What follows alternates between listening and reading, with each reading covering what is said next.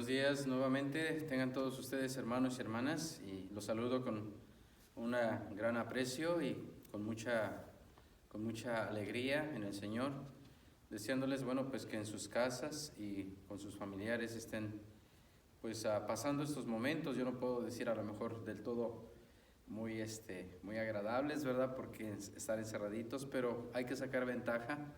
Siempre habrá algo bueno, habrá algo que nos ayuda a redimensionar o a valorar, estar en familia, dar tiempo para la oración. Yo creo que son de las cosas que podemos ver que el Señor nos quiere decir. Creo que a todos nos quiere decir, porque hemos ahora creo que tenido más tiempo para orar, para estar juntos, para dialogar, para vernos a la cara, y ojalá y que ese tiempo también sea de mucho provecho. Y pues también por otro lado, lamentando que muchos no pueden ir a trabajar o no han ido a trabajar y por lo tanto se ven en situaciones difíciles. Oramos por ustedes, todos ustedes. Y vamos a dar inicio en este día con el Salmo 51. Quiero compartir con ustedes este Salmo 51, puesto que hoy el Evangelio nos va a hablar acerca de la compasión, de la misericordia. Y este Salmo nos invita precisamente eso, a confiar en la misericordia de Dios. En el nombre del Padre, del Hijo y del Espíritu Santo. Amén. Por tu amor, oh Dios, ten compasión de mí.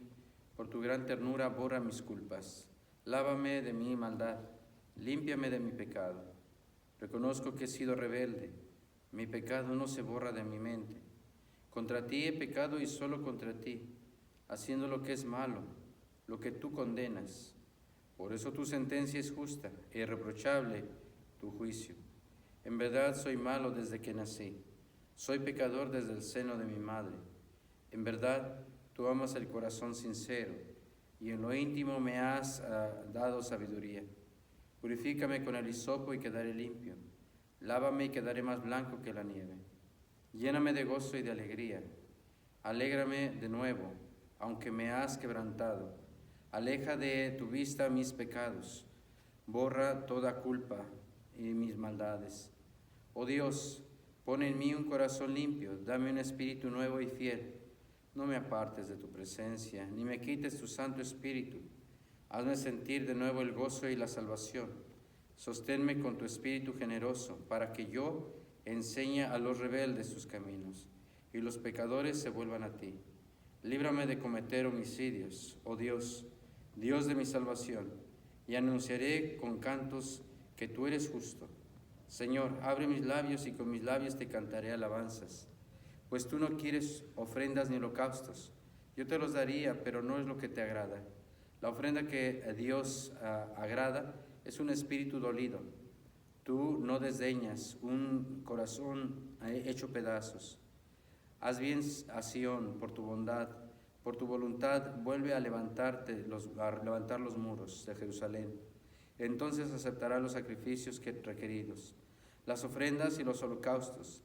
Entonces se ofrecerán becerros sobre tu altar. Gloria al Padre, al Hijo y al Espíritu Santo, como era en el principio, ahora y siempre, por los siglos de los siglos. Amén. En esta mañana, Señor, te agradecemos por un día más de vida y pedimos que tu Espíritu Santo nos asista en las tareas que tenemos que realizar el día de hoy. Ponemos en tus manos, Señor, a las personas que se encomiendan a nuestras oraciones y a todos los que se dedican en el campo de la salud a cuidar de los hermanos enfermos, en especial en este tiempo de enfermedad. Dios te salve María, llena eres de gracia, el Señor es contigo. Bendita eres entre todas las mujeres y bendito es el fruto de tu vientre Jesús. Santa María, Madre de Dios, ruega por nosotros los pecadores, ahora y en la hora de nuestra muerte. Amén. En el nombre del Padre, del Hijo y del Espíritu Santo. Amén. Muy buenos días nuevamente, tengan todos ustedes, y vamos a dar inicio a esta reflexión, esperando que todos saquemos provecho y nos acostumbremos, en el buen sentido, ¿verdad? Nos acostumbremos a la meditación de la palabra de Dios, a nutrirnos de este fortísimo alimento, de este alimento muy fuerte que Dios nos da y que fortalece nuestro espíritu, que alimenta nuestro espíritu y que da paz, que también nos adentra en esa amistad con Dios, nos hace más amigos de Dios. En la medida que meditamos y reflexionamos y vivimos esta palabra, nos hacemos más amigos de Dios. Así es que bueno, pues vamos a ir con el Evangelio del día de hoy. Los invito igualmente, como otras veces, ahí en casa, tomen su Biblia, por favor. Ojalá y que pues hagamos uso de la palabra de Dios ahí en casa, especialmente en esos tiempos que estamos ahí encerraditos. Bien, vamos a tomar el Evangelio de San Juan, capítulo 8, versículos del 1 al 11. Juan, capítulo 8, versículo 1. Cada uno se fue a su casa, pero Jesús se dirigió al Monte de los Olivos y al día siguiente, al amanecer, volvió al templo. La gente se acercó y él se sentó y comenzó a enseñarles. Los maestros de la ley y los fariseos llevaron entonces a una mujer a la que habían sorprendido cometiendo adulterio. La pusieron en medio de todos los presentes y dijeron a Jesús: Maestro, esta mujer ha sido sorprendida en el acto mismo de cometer adulterio. En la ley de Moisés que nos dejó, se nos ordena matarla a pedradas a esta clase de mujeres. ¿Tú qué dices? Ellos preguntaron esto para ponerle a prueba y tener así de qué acusarlo. Pero Jesús se inclinó y comenzó a escribir en la tierra con el dedo. Luego, como seguían preguntándole, se enderezó y les dijo: Aquel de ustedes que no tenga pecado, que le tire la primera piedra. Y volvió a inclinarse y siguió escribiendo en la tierra. Al oír esto, uno tras otro comenzaron a irse, y los primeros en hacerlo fueron los más viejos. Cuando Jesús se encontró solo con la mujer que se había arrodillado allí, se enderezó y le preguntó: Mujer, ¿dónde están? ¿Ninguno te ha condenado? Ella le contestó: Ninguno, Señor. Jesús le dijo: Tampoco yo te condeno. Ahora vete y no vuelvas a pecar. Palabra del Señor. Gloria a ti, Señor Jesús.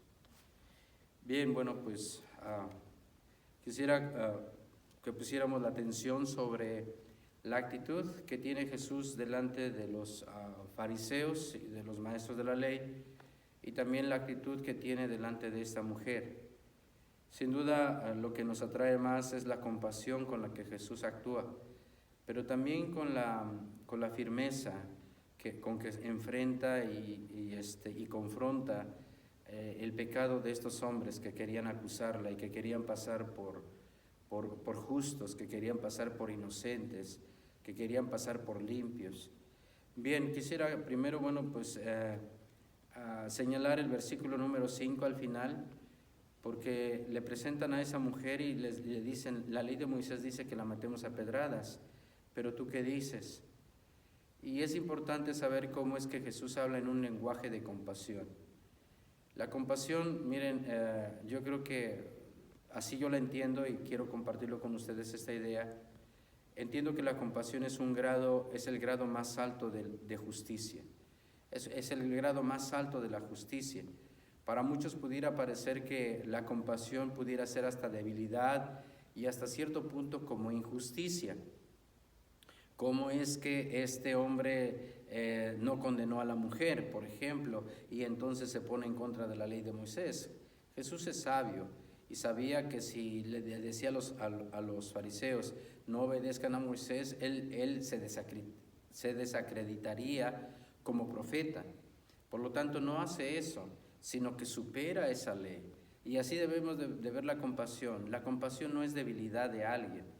No es que si alguien perdona es porque es muy débil, porque es que no sabe ser. No, la compasión es de veras tener mucha fortaleza y es una justicia todavía mucho más elevada. Es cierto, por ejemplo, los judíos eran observantes de la ley y la ley sin duda no hay que despreciarla. La ley, tanto la ley religiosa como la ley civil, tendrán que ayudarnos para poder tener orden en nuestra sociedad. Yo estoy convencido que por eso se ponen las leyes, de algún modo, para poder conservar el orden en la sociedad. Si no hubiera, yo siempre lo pongo así, ¿verdad? Si no hubiera semáforos, si no hubiera leyes de tráfico, pues yo siento que las ciudades serían un caos. Si de por sí hay muchos accidentes, sin estas leyes sería un caos. Por lo tanto, es importante saber que la ley ocupa un lugar central en la vida del hombre. Pero la ley, no solamente la ley moral, la ley civil, sino también la ley divina. La ley divina que ante todo se puede entender como compasión. Y Jesús nos enseña a tener ese grado. Es cierto que si alguien dice ojo por ojo y diente por diente, tú me dices, sí, eso dice la ley. Pero el grado de compasión dice, yo les digo, amen a sus enemigos, recen por sus perseguidores. Entonces, no estamos siendo débiles a la hora de perdonar, no estamos siendo débiles a la hora de no tomar venganza, no estamos siendo débiles. El clásico ejemplo, ¿verdad?, de que cuando en la escuela a lo mejor te hacían bullying o te pegaban ahí tus compañeritos, y a lo mejor la mamá decía, pues tú no te dejes, también dales. Seguramente que, pues a lo mejor la mamá no es que del todo está mal, como diciendo, defiéndete, ¿verdad? Si te hace, pues tú también hazles. El niño, ay, es que me dieron un trancazo en la cara, tú también dales, hasta si no, y si no les da, yo también te voy a dar. Seguramente la mamá alguna vez le dijo al hijo eso, o a la niña, ¿verdad? Ay, mami, me jalaron el pelo, y también, no te dejes, y si te dejas yo te voy a dar más. Bien, como haya sido, pero es cierto que la compasión es todavía un grado más. No quiero decir que tampoco hay que dejarnos, ¿verdad? Por eso digo, la compasión no es debilidad, sino es ver más allá cómo ve Dios. ¿Y tú qué dices?, le preguntan a Jesús. ¿Y tú qué dices? Y Jesús lo que hace primeramente es confrontar la actitud, confrontar a los que lo estaban acusando. Porque miren, es cierto, nadie puede pasar por justo, nadie puede pasar, todos cometemos situaciones de pecado. A la hora de juzgar, primero yo creo que tendríamos que juzgarnos nosotros mismos. Es cierto que algunos tenemos cierta autoridad, tanto en la casa como en la sociedad, como en la iglesia. Tenemos cierta autoridad, pero esa autoridad no es tanto como para decir, yo tengo el sartén en la mano, yo tengo el martillo en la mano para darles a todos, porque aquí no. Se trata de que el primero que tiene que ponerse esa regla, el primero que tiene que ponerse eso, tengo que ser yo. Estos hombres querían apedrear a la prostituta, pero en el fondo ellos estaban haciendo cosas todavía mucho más malvadas, y eso delante de Dios es hipocresía.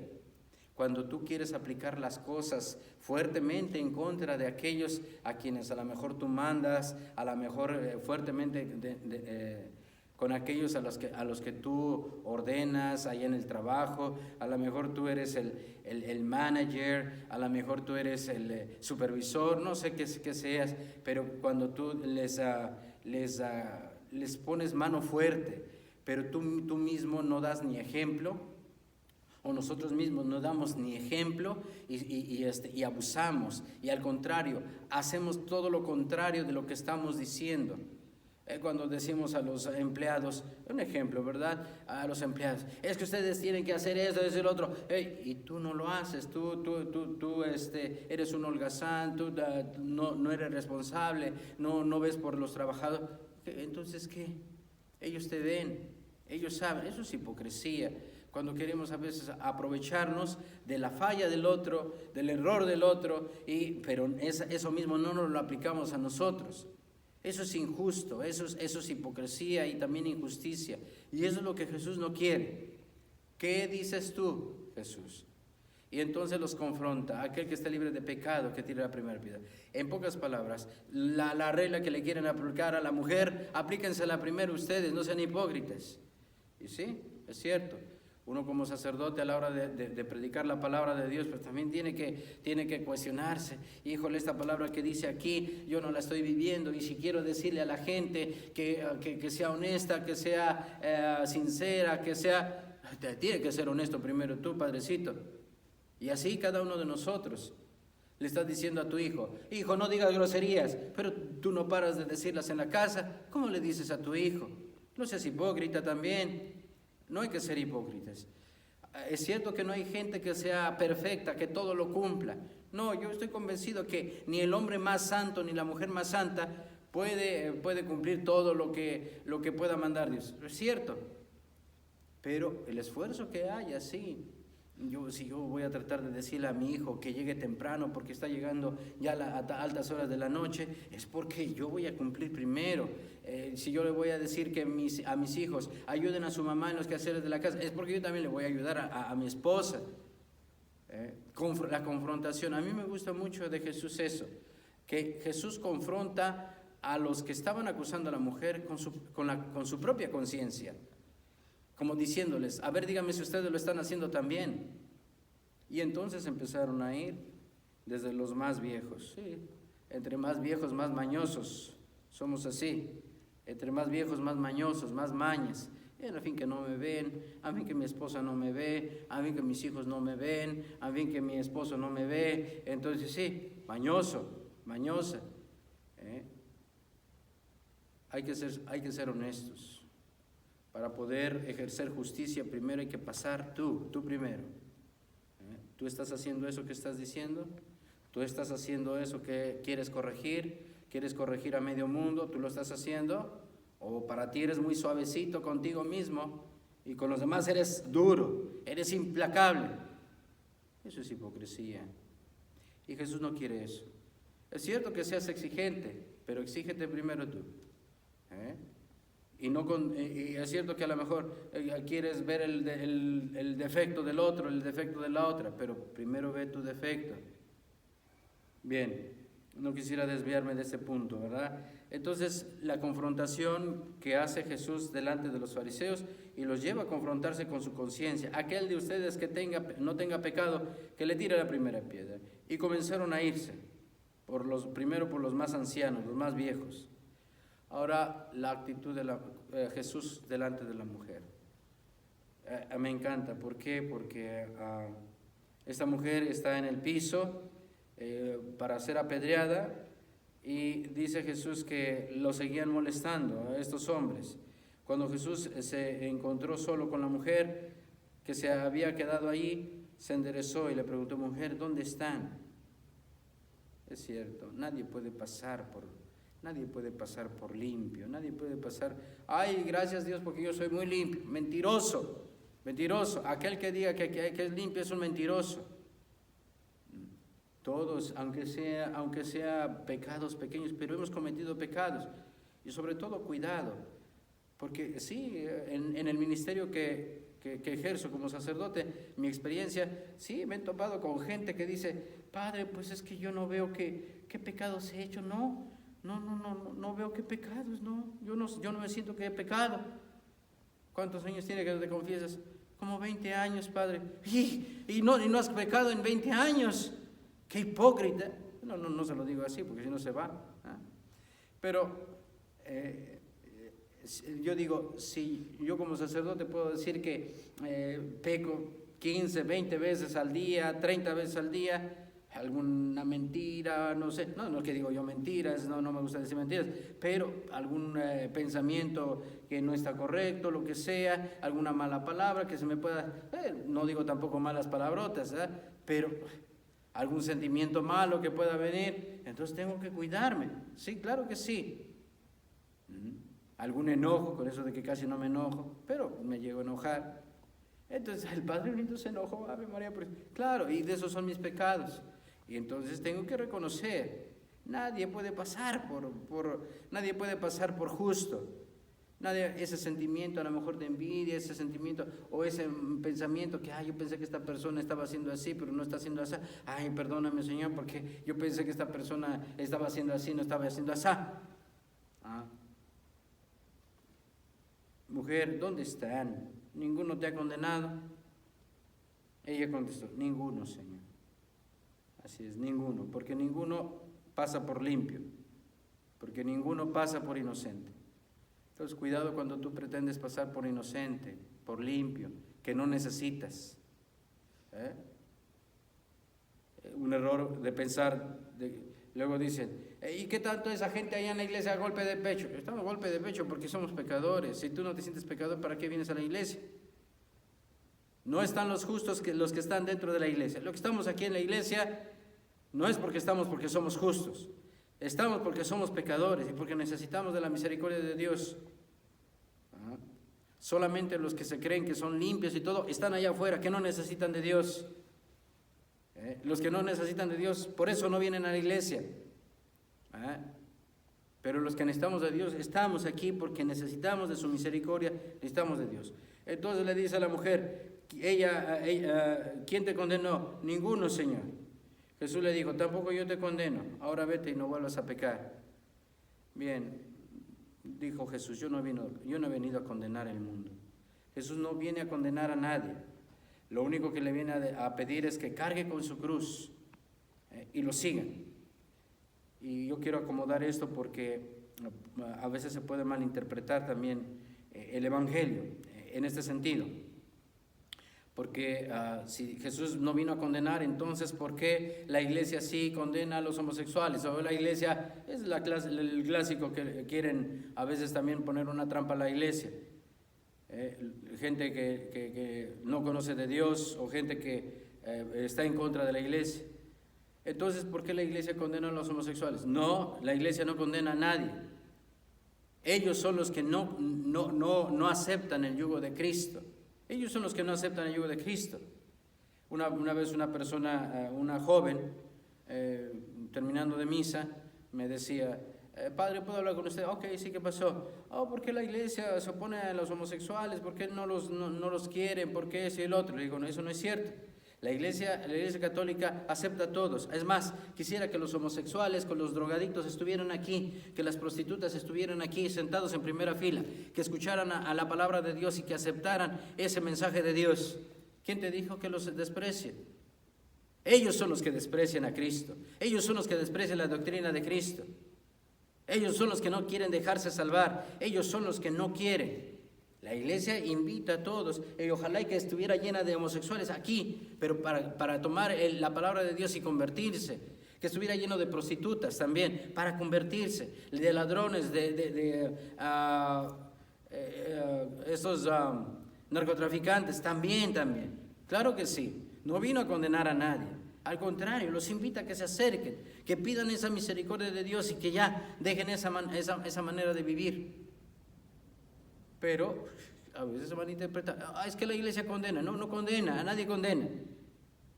Ojalá me diera gusto que vinieran aquí prostitutas, que vinieran aquí ladrones, que vinieran aquí. Claro que sí, pero con el deseo de ya dejar esa vida pasada, ya conocer a Cristo, el amor de Cristo.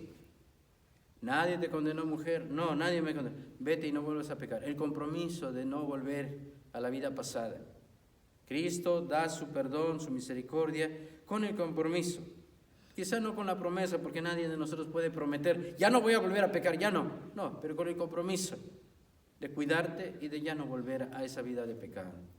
Bien, hermanos, pues Jesús hoy se confronta a los fariseos, pero también mira con compasión a esta mujer. Pareciera ser que Jesús no le importa la ley, que transgrede la ley. No, acuérdense, la misericordia es un grado de ley mucho más perfecta.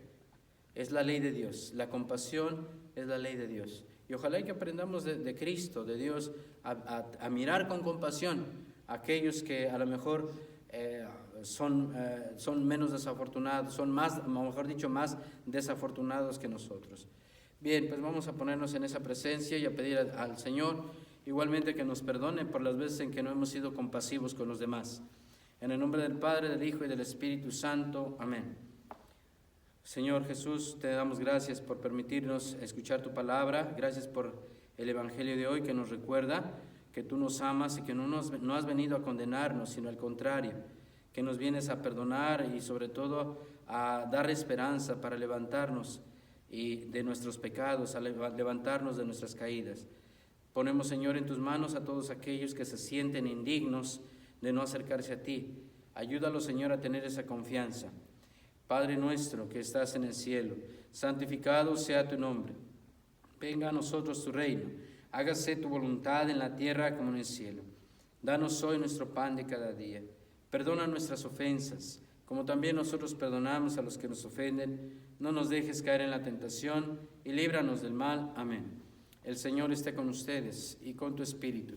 La bendición de Dios Todopoderoso, Padre, Hijo y Espíritu Santo, descienda sobre ustedes y los acompañe siempre.